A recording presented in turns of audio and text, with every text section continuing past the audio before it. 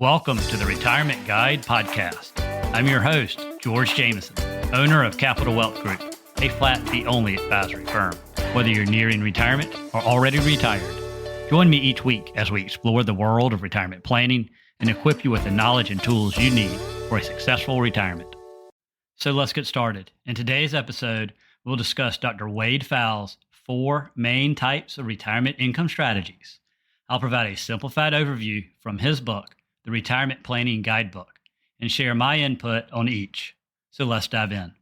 The 2 main income strategies that Dr. Pfau explains in his book are called probability-based and safety-first.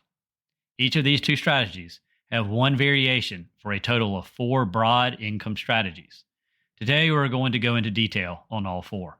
Let's start with the number 1, pure probability-based income strategy. This approach is designed for those who prefer a diversified investment portfolio of stocks and bonds with a plan to withdraw income based on a total return investing approach. In the probability-based strategy, you rely on portfolio growth to support your spending in retirement. Your income sources are dependent on market growth to provide for a sustainable retirement income stream in retirement. This strategy aligns with what we discussed in previous episodes, like the 4% rule, Morningstar safe withdrawal rate, and the guardrail withdrawal strategy. All of these approaches fall under the category of the probability-based income strategies. Those who favor this strategy seek to maximize your risk-adjusted returns in an asset allocation they feel comfortable with based on a risk capacity, risk tolerance, time horizon, and so on. They believe that in the long run, stocks will outperform bonds, even though in the short term, stocks can be volatile. Those who choose this style do not see a need for insurance-based products like annuities. This strategy has a good chance of working out if you do a few important things. Number 1, you choose a safe withdrawal rate that's not too high, and being flexible with your spending during down markets will increase the probability of success. Number 2, ensure you have a well-diversified portfolio with a mix of stocks and bonds. Number 3, stick to the plan, rebalance, and avoid trying to time the market or panic and sell when stocks experience declines. Now, moving on to the second probability-based strategy. This strategy also includes a diversified portfolio, just like the first one. However, in the second probability-based, Pfau recommends adding an indexed annuity with a lifetime income rider that can be turned on later in retirement if needed, or can be sold after the surrender period is up if not needed. You can also use a fixed annuity with a lifetime income rider in the same way. This may be a viable strategy for you if you prefer having most of your income based on market returns, but want a safety net in case your portfolio is unable to provide the income you need later in retirement. Please use caution when considering the purchase of annuities.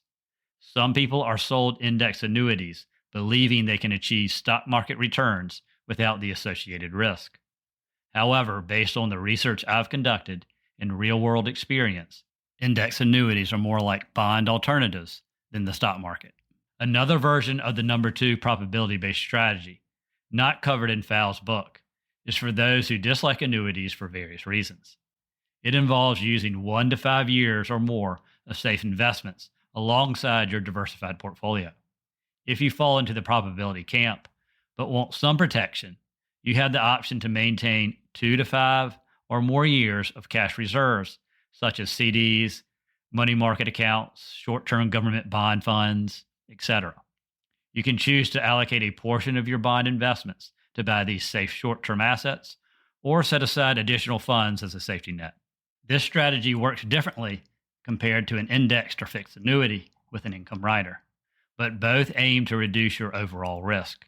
It uses conservative short-term investments during a bear market to avoid having to sell your stocks or long-term bond funds at a loss. On the other hand, the annuity version is used to boost your income during the later years of retirement if your portfolio has not grown as you projected. If you needed extra income, you would activate the income from the annuity, a process referred to as annuitizing the annuity. Now let's look at the safety-first income strategies. The number 1 safety-first income strategy is for folks who are really worried about the ups and downs of the market and find the idea of depending on it for retirement income too stressful. If you fall into the safety first camp, You prefer to have a peace of mind knowing that your essential expenses are covered no matter what happens. So you hand over some or all of the risk to an insurance company in the form of a fixed annuity with a lifetime income rider or a pure SPIA or DIA annuity.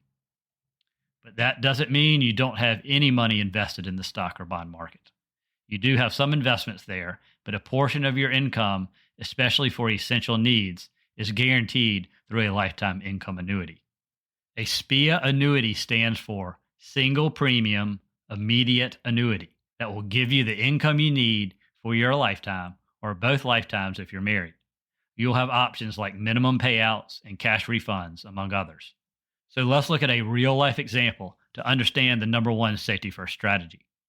Imagine a couple who needs $100,000 in annual income to cover their essential expenses over the next 30 years, excluding inflation for simplicity. With $50,000 coming from Social Security and no pension, they require an additional $50,000 per year for their basic living cost, not including discretionary spending, of course, though it could be factored in. Their goal is to secure $50,000 guaranteed income per year for the rest of their lives. To achieve this, I ran a scenario using Schwab's annuity calculator. Both husband and wife were born on January 1, 1958. They decided on $4,167 per month of income, which is about $50,000 per year. To account for inflation, you may choose a slightly higher amount initially. The annuity's lump sum premium, as per Schwab, came out to be $759,165. This annuity ensures that the income continues as long as either spouse is alive. In the event of both annuitants passing away, their beneficiaries would receive a lump sum payment of the original investment amount minus the income payments that have been made so far. There are other cash out options available as well. Many people I run into do not want to give up such a large amount of money for guaranteed payments, but the peace of mind it gives you is pretty nice. The number one safety first income approach prioritizes cash flow to cover essential retirement expenses throughout your lifetime, rather than maximizing risk-adjusted returns. Diversified portfolios with stocks and bonds are used for discretionary goals and not for essential spending needs. This strategy may make sense for conservative investors who are in good health and longevity runs in their family. In addition, once your basic income needs are met through Social Security and a lifetime income annuity, you no longer have to depend on the stock market for your essential income. As a result, you can worry less about the performance of your investment portfolio and may have a better chance of sticking with your plan. Now on to the last income strategy by Dr. Pfau, the number two safety first strategy. This uses investment-based bucket strategies, also called time segmentation. This strategy often uses individual bonds and or rolling bond ladders to create short to intermediate retirement income, while a diversified investment portfolio will be used for longer-term expenses. The growth portfolio will be used to gradually replenish the short-term to medium-term buckets. In addition, some may also hold additional cash alternatives as reserves outside their investment portfolio to manage market volatility or for unexpected expenses. This strategy can help some retirees get through the market downturns without having to take from their growth portfolio and help them from panicking and selling at the wrong time. Those who like this strategy do not like annuities, but also do not want to depend on a diversified investment portfolio for all of their income. In summary, the first option, the number one pure probability-based strategy, uses a well-diversified investment portfolio with systematic withdrawals. This strategy can be appropriate for many retirees. Fixed income would be used to protect withdrawals in a bear market, and stocks would be used as income during bull markets.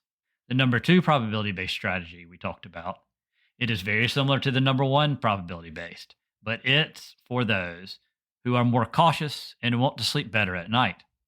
Pfau's version uses diversified stock and bond portfolios and their growth to sustain income in retirement, just like the first one. But it also includes indexed annuities with an income rider for longevity protection. An alternative version for those not into annuities still uses a diversified portfolio, but in addition, you set aside 2 to 5 years or more of cash equivalents like short-term government bonds, short-term government bond ETFs, mutual funds, CDs, etc. This cash reserve comes in handy during a long bear market, so you don't have to sell your stocks or longer-term bonds when they're way down. This can just be a part of your bond allocation, or you can have extra funds outside your portfolio. The exact years you set aside depend on your preferences, risk tolerance, capacity, and financial situation. The number one safety first strategy is for conservative folks who prefer to have a guaranteed income stream. If this is you, consider purchasing a fixed annuity with an income rider or a SPIA annuity. Good news, with the rates up, annuity payouts has risen too. And keep in mind that these rates will not adjust with inflation, but if structured properly, this could be a safe way to create an income floor over and above your Social Security income. Next, we discuss the number two safety first strategy, which is for those who do not like annuities, but also don't want to depend purely on a diversified investment portfolio, especially for short and even intermediate term income. You will use individual bond ladders, usually backed by the U.S. government, to create income short and intermediate term. Then the diversified portfolio will be used to transfer money over to the bond ladder during good years to replenish the bond portion. This strategy can vary greatly depending on how many years of income you want to keep in the bond ladder. It can be as little as 2 years or as many as 10 years or somewhere in between. In my opinion, this strategy may work for some, but because you have to determine how long you want your bond ladder to be, and then when to sell stocks to replenish the bond ladder, it's not the simplest strategy to follow, and your emotions can get in the way of making prudent decisions. In conclusion, retirement income planning can be confusing with conflicting viewpoints from advisors, annuity salespeople, and media experts. And to find a strategy that suits you best, please don't be pressured into a plan that's not in your best interest. Seek unbiased advice, do your own research, and make informed decisions for your financial future. Remember, there's not a one-size-fits-all solution, but these guidelines can help you determine the right income strategy for you. The best retirement income plan for you is the one that you can easily implement and stick with throughout retirement. I hope this discussion has provided you with a better understanding of the four main retirement income strategies. Remember that each strategy can vary greatly, but this serves as a valuable starting point to help you identify which of the four may resonate most with you. Thank you for tuning in to this episode of The Retirement Guide. If you enjoyed this episode, please subscribe and leave a 5-star review to help others discover the show. For questions, ideas, or discuss your retirement plan, reach out to me, George Jameson, at Capital Wealth Group. Visit our website at capitalwealthplan.com to learn more.